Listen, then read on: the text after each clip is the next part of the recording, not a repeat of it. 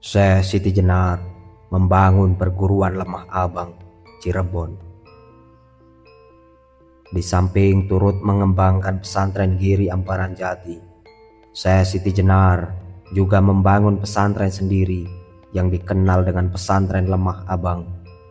Hal ini terjadi ketika pesantren Giri Amparan Jati telah dipimpin secara kolektif oleh sejumlah dewan guru, sehingga Syekh Siti Jenar mempunyai waktu cukup luang untuk berdakwah di luar.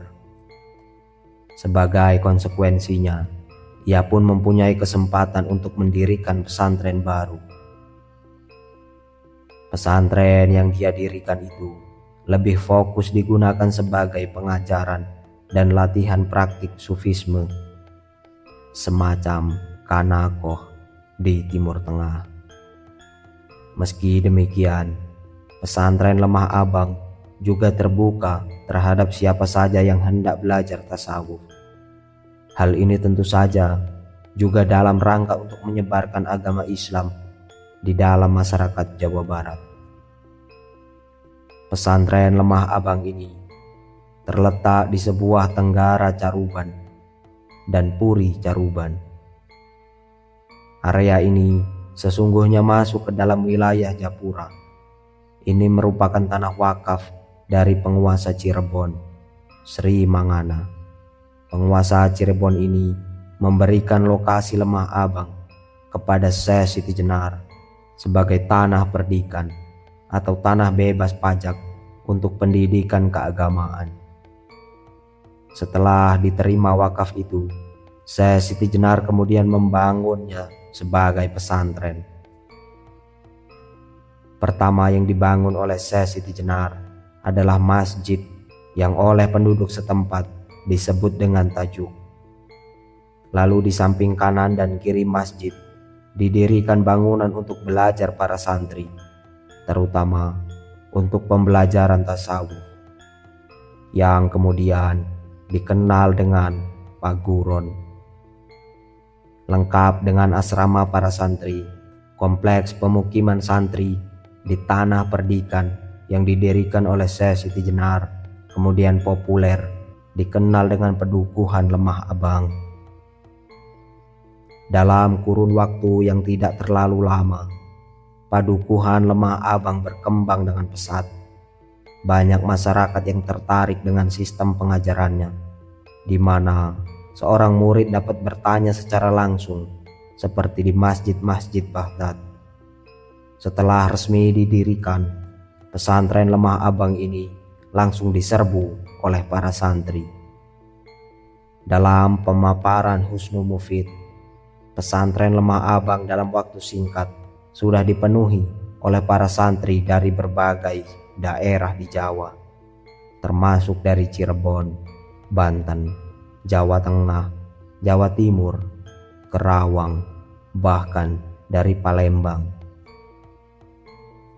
Karena semakin populernya pesantren Lemah Abang ini, maka pesantren Giri Amparan Jati mengalami penurunan yang cukup drastis dari segi jumlah santri.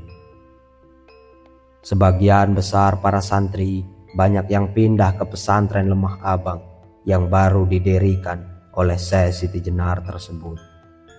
Banyaknya santri yang berbondong-bondong belajar ke pesantren Lemah Abang itu membuat banyak orang dan kalangan istana Cirebon ingin tahu apa yang menjadi daya tarik di pesantren tersebut. Bahkan para bangsawan atau kaum elit di Cirebon juga banyak yang ingin tahu tentang pesantren Lemah Abang, sehingga menarik minat banyak santri untuk belajar di dalamnya. Suasana pesantren Lemah Abang yang didirikan oleh Syekh Siti Jenar semakin ramai dengan jumlah santri yang terus meningkat tajam. Kegiatan belajar mengajar pun semakin padat. Begitu juga kegiatan sufisme semakin kental di dalamnya. Acara-acara dan ritual-ritual keislaman seperti membaca Al-Quran, zikir, oleh sufisme dan sejenisnya terus menggema dan menguar ke langit Lemah Abang. Pada saat yang sama, Para santri dari berbagai daerah terus berdatangan. Bahkan ada yang berasal dari negeri seberang seperti Malaka dan Sumatera. Tentu saja fenomena Lemah Abang itu merupakan sebuah capaian yang luar biasa. Mengingat saat itu belum berkembang teknologi informasi seperti sekarang. Keterkenalan pesantren Lemah Abang hingga ke mancanegara karenanya hanya melalui mulut ke mulut. Jika pesantren ini tidak mempunyai keunggulan, maka tidak mungkin dalam waktu singkat langsung diserbu oleh para santri dari mancanegara. Para santri yang datang dari berbagai daerah dan negara itu diterima dengan senang hati, dengan satu syarat: mereka bersedia belajar dengan sungguh-sungguh. Baik santri kaya maupun miskin, semuanya diterima dan diperlakukan sama tanpa ada diskriminasi. Saya Siti Jenar sendiri, di samping mengurus pesantrennya itu, ia juga tetap berdakwah di tengah-tengah masyarakat tanpa harus meminta bayaran. Bagi saya Siti Jenar, menyampaikan ajaran-ajaran Islam ke masyarakat luas merupakan sebuah kewajiban yang harus dilakukan bagi setiap muslim yang berilmu. Apalagi saat itu masih banyak masyarakat Jawa yang memeluk agama Hindu-Buddha atau yang lainnya. Bahkan seperti yang dilihat oleh saya Siti Jenar sendiri, masyarakat Jawa ternyata masih kuat memegang tradisi agama nenek moyang. Karenanya dakwah Islam di masyarakat harus semakin digalakkan. Di samping tentu saja mendidik para santri yang kelak menjadi ujung tombak dalam penyebaran. Dengan perannya sebagai kiai dan pengasuh pesantren Lemah Abang, juga sebagai pendakwah di lingkungan masyarakat luas itulah nama saya Siti Jenar semakin berkibar. Ia menjadi terkenal di mana-mana, selayaknya orang alim dan wali yang namanya mulai bersinar. Ia menjadi buruan banyak orang, banyak anggota masyarakat dari berbagai kalangan yang hendak bertemu langsung dengan beliau, baik untuk belajar, meminta doa, atau meminta berkah. Saya Siti Jenar pun terbuka dengan siapa saja. Pertemuannya dengan banyak anggota masyarakat itu ia gunakan untuk berdialog atau membincangkan berbagai masalah, termasuk masalah keagamaan. Hal ini juga ia lakukan dengan para pemeluk agama lain. Bagi saya Siti Jenar, dialog dan bertukar pikiran dengan orang yang beragama lain justru sebuah kesempatan yang baik untuk mengenalkan Islam. Tak jarang dengan berdialog dan bertukar pikiran itu, saya Siti Jenar bisa membuat orang-orang itu menjadi memeluk agama Islam. Justru melalui dialog dan pertukaran pikiran seperti inilah Islam mudah diterima oleh masyarakat. Mereka masuk Islam tanpa tekanan, melalui kesadaran sendiri, karena berangkat dari pemahaman. Setelah berhasil mendirikan dan mengembangkan pesantren Lemah Abang di Astana Japura tersebut, saya Siti Jenar bermaksud mendirikan pesantren di wilayah barat, yaitu di daerah Karawang dan Bekasi. Dua daerah ini kekuasaan Raja Mulawarman, penguasa kerajaan Tarumanegara yang berdiri pada tahun 450 Masehi. Tujuannya tiada lain adalah untuk memperluas sayap dakwah Islam. Apalagi sebagai bekas kerajaan Tarumanegara, wilayah tersebut tentu masih banyak dihuni oleh para pemeluk Hindu-Buddha. Lagi pula, saya Siti Jenar juga bermaksud untuk mengembangkan tatanan masyarakat Muslim dan membentuk model pendidikan Islam terbaru di daerah tersebut. Perlu diketahui bahwa saat itu lembaga pendidikan Islam belumlah banyak, sebab masyarakat Jawa saat itu masih banyak yang awam dengan agama Islam. Untuk merealisasikan perluasan dakwahnya melalui jalur pendidikan pesantren itu, maka Syekh Siti Jenar akhirnya mengajak 10 santrinya yang tergolong sebagai santri senior ke Karawang dan Bekasi. Di kedua wilayah ini, Syekh Siti Jenar membangun cabang pesantren Lemah Abang. Upaya Syekh Siti Jenar membangun cabang pesantrennya di Karawang dan Bekasi sebagai pusat dakwah Islam ini relatif lancar.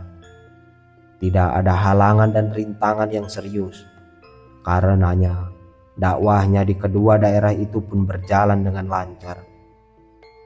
Ini merupakan sebuah terobosan yang luar biasa, mengingat kedua daerah tersebut merupakan pusat agama Hindu yang pertama kali ada di Pulau Jawa, yang tak lain adalah Kerajaan Tarumanegara dengan rajanya Kudungga. Biasanya daerah yang asalnya menjadi pusat agama lama ini relatif sulit untuk ditembus, tetapi Syekh Siti Jenar bisa melaluinya dengan relatif mudah. Bahkan ia berhasil membangun cabang pesantren Lemah Abang di daerah tersebut.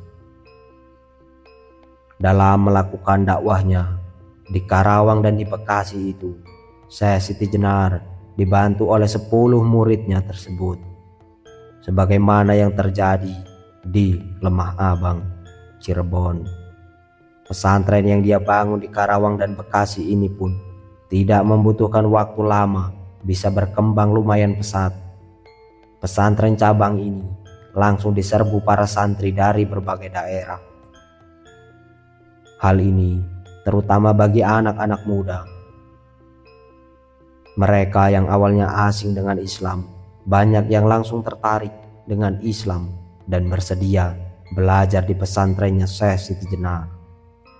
Anak-anak muda banyak yang suka belajar Islam di pesantren itu, tidak lepas dari sistem dan metode yang digunakan oleh Syekh Siti Jenar. Syekh Siti Jenar dalam mengajar di pesantrennya ini juga menggunakan metode dialog, sehingga siapapun bisa langsung bertanya kepadanya ihwal persoalan Islam. Dengan cara seperti ini, selain membuat para santri bisa berpikir kritis, juga mengurangi sekat antara guru dan murid yang menyebabkan mereka semakin akrab. Keakraban seperti ini membuat orang semakin tertarik mempelajari dan akhirnya memeluk agama Islam. Jejak-jejak Syekh Siti Jenar dalam menyebarkan ajaran agama Islam berdasarkan cara dan pendekatannya yang digunakan di Jawa sebagian barat itu. Salah satunya dibuktikan dengan sebuah desa atau kecamatan bernama Lemah Abang. Nama ini sebenarnya berasal dari Jawa bagian tengah atau timur. Bahkan situs-situsnya masih ada hingga sekarang. Dari mana sesungguhnya metode pembelajaran Syekh Siti Jenar yang diterapkannya di pesantrennya itu? Kata Mufid, metode yang diterapkan di pesantren Lemah Abang itu diperoleh oleh Syekh Siti Jenar ketika dirinya menempuh pendidikan di Baghdad. Pengalamannya yang begitu luas akibat pengembaraannya ke berbagai negara, termasuk Baghdad. Syekh Siti Jenar memang kaya dengan metode dan pendekatan dalam pendidikan dan dakwah Islam. Hal seperti itulah yang nampaknya jarang diketahui oleh para wali lain di Jawa pada saat itu. Karena mungkin para wali lainnya tidak mempunyai kesempatan untuk melakukan pengembaraan ke berbagai negara seperti Syekh Siti Jenar. Sehingga sistem, metode, dan pendekatannya dalam mengajarkan Islam kepada masyarakat cenderung monoton. Dengan metode barunya itu, barangkali juga yang membuat masyarakat luas lebih tertarik belajar agama Islam kepada Syekh Siti Jenar. Pada masa ini, Syekh Siti Jenar menjadi magnet bagi masyarakat luas yang hendak mempelajari Islam. Kelak, ajaran Syekh Siti Jenar ini bukan hanya menyebar di wilayah Jawa Barat, melainkan juga di Jawa Tengah.